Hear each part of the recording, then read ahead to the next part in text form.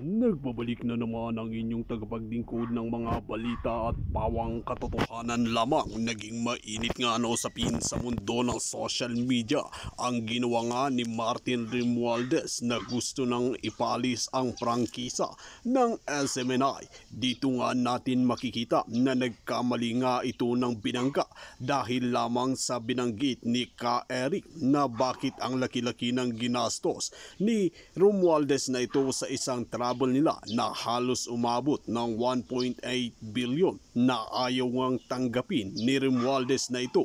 Naging katanungan lang naman ito at hindi pagbabanta.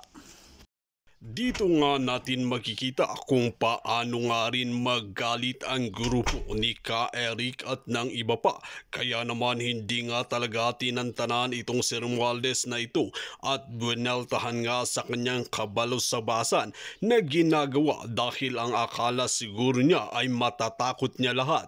Dito natin mapapatunayan kung gaano nga ba talaga sila kagahanib sa kapangyarihan na dapat na talaga silang masibak sa pwesto at dapat silang imbestigahan dahil nga sa 1.8 billion na ito ay hindi nga biro dahil pera ito ng taong bayan at nagbabayad ng mga taxes.